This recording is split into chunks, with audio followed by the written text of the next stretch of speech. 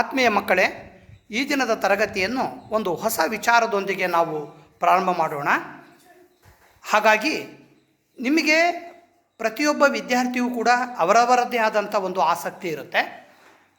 ಅದು ಊಟ ಮಾಡೋದ್ರಲ್ಲಿರ್ಬೋದು, ಹಾಗೆಯೇ ನಿದ್ದೆ ಮಾಡೋದ್ರಲ್ಲೂ ಕೂಡ ಕೆಲವ್ರಿಗೆ ಆಸಕ್ತಿ ಇರುತ್ತೆ, ಟಿ ವಿ ನೋಡೋದ್ರಲ್ಲಿ ಆಸಕ್ತಿ ಇರುತ್ತೆ, ತೋಟದಲ್ಲಿ ಹೋಗಿ ವ್ಯವಸಾಯ ಮಾಡೋದ್ರಲ್ಲಿ ಆಸಕ್ತಿ ಇರುತ್ತೆ, ಕೆಲವರಿಗೆ ಚೆನ್ನಾಗಿ ಓದಬೇಕು ಅಂತಕ್ಕಂಥ ಆಸಕ್ತಿ ಇರುತ್ತೆ, ಕೆಲವರಿಗೆ ಪುಸ್ತಕಗಳನ್ನು ಭಾಳಷ್ಟು ಚೆನ್ನಾಗಿ ಇಟ್ಕೋಬೇಕು ಅನ್ನೋದ್ರಲ್ಲಿ ಆಸಕ್ತಿ ಇರುತ್ತೆ, ಕೆಲವರಿಗೆ ಡಿಸಿಪ್ಲಿನಾಗಿರಬೇಕು ಅನ್ನೋದರಲ್ಲಿ ತುಂಬ ಆಸಕ್ತಿ ಇರುತ್ತೆ, ಮತ್ತು ಕೆಲವರಿಗೆ ಒಳ್ಳೆಯ ಬಟ್ಟೆ ಹಾಕಬೇಕು ಅನ್ನೋದ್ರಲ್ಲೂ ಕೂಡ ಆಸಕ್ತಿ ಇರುತ್ತೆ. ಹಾಗಾಗಿ ನಿಮ್ಮ ಆಸಕ್ತಿ ವಲಯವನ್ನು ಕೇಂದ್ರವಾಗಿಟ್ಟುಕೊಂಡು ಎಲ್ಲರೂ ಕೂಡ ಒಂದು 50 ಸೆಕೆಂಡುಗಳ ಕಾಲ ನೀವು ಮಾತಾಡ್ತೀರಾ ಅಂತ ಹೇಳಿ ಒಂದು ಟಾಸ್ಕನ್ನು ತಮಗೆ ಕೊಡ್ತಾ ಇದ್ದೀನಿ. ಎಲ್ಲರೂ ಕೂಡ ನಿಮ್ಮ ನಿಮ್ಮ ಆಸಕ್ತಿಯ ಕೇಂದ್ರಗಳನ್ನು, ವಿಷಯಗಳನ್ನು ಮಾತಾಡ್ಬೋದು.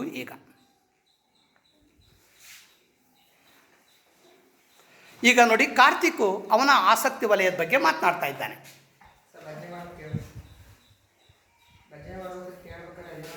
ಆಸಕ್ತಿ ಉಂಟಾಗುತ್ತೆ, ಅದನ್ನು ಕೇಳ್ತಾನೆ ಇರಬೇಕು ಅನ್ಸುತ್ತೆ. ನಮ್ಮೂರು ದೇವಸ್ಥಾನಗಳಲ್ಲಿ ಭಜನೆ ಮಾಡ್ಬೇಕಾದ್ರೆ ಹೋದಾಗ ಅವ್ರು ಮಾಡ್ತಾ ಇರ್ಬೇಕಾದ್ರೆ ಕೇಳಿಸ್ತಾ ಇದ್ರೆ ಅವ್ರ ಜೊತೆಗೆ ಹೇಳ್ಬೇಕು ಅನ್ಸುತ್ತೆ. ಅವ್ರು ನಾನು ಲೈನ್ ಹೇಳ್ತೀನಿ, ಆದರೂ ನನ್ನ ಲೈನ್ ಬರಲ್ಲ, ಆದರೂ ಹೇಳಕ್ಕೆ ಟ್ರೈ ಮಾಡಿ ನಾನು ಮುಂದೆ ಕಲ್ಕೊಂಡು ಹೇಳ್ತೀನಿ.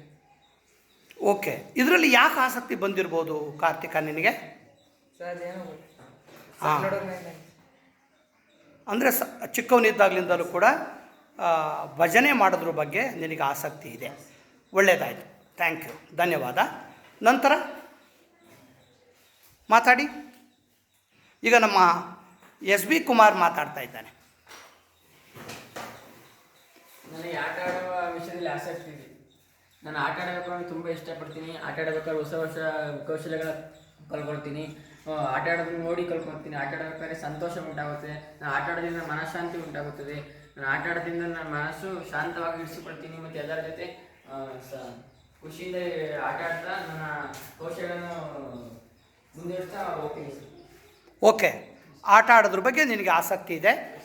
ಯಾವ ಆಟ ಆಡೋದ್ರ ಬಗ್ಗೆ ತುಂಬ ಆಸಕ್ತಿ ಇದೆ? ಸರ್ ಎಲ್ಲ ಆಟದಲ್ಲೂ ನಿನ್ನ ಭಾಳ ಫೇವರೇಟ್ ಗೇಮ್ ಅಂದರೆ? ಸರ್ ಕ್ರಿಕೆಟ್ ಭಾಳ ಫೇವ್ರೇಟ್ ಆಗಿರ್ತಕ್ಕಂಥ, ಆಸಕ್ತಿ ಇರ್ತಕ್ಕಂಥ ಆಟ ಆಗಿದೆ. Very good. ಯಾಕೆ ಅಂತ ಕೇಳ್ಕೊಬೋದಾ? ಸರ್ ಮತ್ತೊಬ್ಬನ ಆಡ್ಬೇಕಂತ ನೋಡಿ ಅವಾಗ ಆಡಕ್ಕೆ ಬರ್ತಿರೋದಲ್ಲ, ಅವ್ನು ಆಡೋದು ನೋಡಿ ನಂಗೆ ಆಸಕ್ತಿ ಉಂಟಾಗುತ್ತೆ. ಸರ್ ಈ ಥರ ಆಡಬೇಕು, ನನಗೆ ಈ ಥರ ಮುಂದೆ ಆಟ ಆಡಬೇಕು ಅಂತ. Very good. ಓಕೆ, ಇದೇ ಥರ ಆಡಬೇಕು.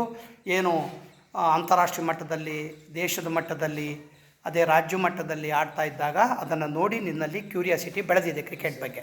Thank you. ಕುಳಿತುಕೋ ಕುಮಾರ್. ನೆಕ್ಸ್ಟ್ ಇನ್ಯಾರಿಗೆ? ನಮ್ಮ ಹೆಣ್ಮಕ್ಳ ಕಡೆಯಿಂದ ಯಾರಾದರೂ ಒಬ್ರು ಹೇಳ್ತಾರೆ. ಈಗ ಭೂಮಿಕಾ ಮಾತಾಡ್ತಾಳೆ. ನನಗೆ ಹಾಡು ಹೇಳೋದ್ರಲ್ಲಿ ತುಂಬ ಇಂಟ್ರೆಸ್ಟ್ ಐತೆ. ಹಾಡು ಸ್ಕೂಲಲ್ಲಿ ಏನೇ ಫಂಕ್ಷನಲ್ಲಿ ಹಾಡು ಹೇಳ್ಬೇಕು ಅಂದ್ರೂ ನಾನೇ ಎದ್ದೋಗ್ಬೇಕು ಅನಿಸುತ್ತೆ. ಯಾರೇ ಹಾಡು ಹೇಳ್ಕೊಟ್ರು ಹಾಡು ಹೇಳ್ತಿರ್ಬೇಕಾದ್ರೂ ನಾನು ಇದೇ ಥರ ಇವ್ರ ಥರನೇ ಹಾಡು ಹೇಳ್ಬೇಕು ಅನಿಸುತ್ತೆ. ಯಾಕೆ ಹಾಡಿನ ಬಗ್ಗೆ ಅಷ್ಟೊಂದು ಆಸಕ್ತಿ ಬಂದಿದೆ? ಅದರಲ್ಲಿ ಬರೋ ಒಂದೊಂದು ಏರಿಳಿತಗಳು ಎಲ್ಲ ಗೊತ್ತಾಗುತ್ತೆ. ಆಮೇಲೆ ಎಲ್ಲಿ ವಾಯ್ಸ್ನ ಹಾಡು ಹೇಳ್ಬೇಕಾದ್ರೆ ಎಲ್ಲಿ ವಾಯ್ಸ್ನ ರೈಸ್ ಮಾಡಬೇಕು, ಎಲ್ಲಿ ವಾಯ್ಸ್ನ ಸ್ಲೋ ಮಾಡಬೇಕು ಅಂತ ಗೊತ್ತಾಗುತ್ತೆ. ಹಾಂ, ಇದರಿಂದ ನಿನ್ನ ಜೀವನದ ಮೇಲೆ ಏನು ಪರಿಣಾಮ ಬೀರಿದೆ ಹಾಡು? ಹಾಡು ಹೇಳ್ಬೇಕಾದ್ರೆ ಈಗ ಹಾಡಲ್ಲಿ ಏನಾದರೂ ಎಮೋಷನಲ್ ಸಾಂಗ್ಸ್ ಆ ಥರ ಇದ್ದರೆ ಅವ್ರಿಗೆ ಹಾಡು ಹೇಳ್ಬೇಕಾದ್ರೆ ಒಬ್ಬರು ಜೀವನದ ಬಗ್ಗೆನೇ ಹಾಡು ಬರಿಬೋದು, ಹಾಡು ಹೇಳ್ಬೋದು. ಹಾಡು ಬರೀತಿದ್ರೆ ನಾವು ಒಬ್ಬರು ಮುಂದೆ ಒಂದು ಹಾಡು ಬರೆಯೋರಾಗ್ಬೋದು, ಕೃತಿಕರಾಗ್ಬೋದು, ಮುಂದೆ ಒಳ್ಳೆ ಸಾಧನೆ ಮಾಡ್ಬೋದು, ಇನ್ನು ಪ್ರಶಸ್ತಿಗಳನ್ನ ಪಡ್ಕೊಬೋದು. Very good Bhumika, good. ಹಾಡು ಆಡೋದ್ರ ಬಗ್ಗೆ ಭೂಮಿಕಾ ಅವರಿಗೆ ತುಂಬ ಆಸಕ್ತಿ ಇದೆ, ಅವರಿಗೆ ಧನ್ಯವಾದಗಳು. ನಂತರ ಇನ್ಯಾರು ಮಾತಾಡ್ತೀರಾ? ನಮ್ಮ ಶ್ರೀನಿವಾಸ್ ವಿದ್ಯಾರ್ಥಿ ಮಾತಾಡ್ತಾ ಇದ್ದಾನೆ. ನಾನು ಹೊಸ ವಿಚಾರ ತಿಳ್ಕೊಂಡು ನಾನು ಉನ್ನತ ಶಿಕ್ಷಣ ಪಡೆದು ರಾಷ್ಟ್ರಪತಿ ಆಗಬೇಕು, ವಿಧಾನಸಭೆಯಲ್ಲಿ ರಾಷ್ಟ್ರಪತಿಯಾಗಿ ನಾನು ಬಡವರಿಗಾಗಿ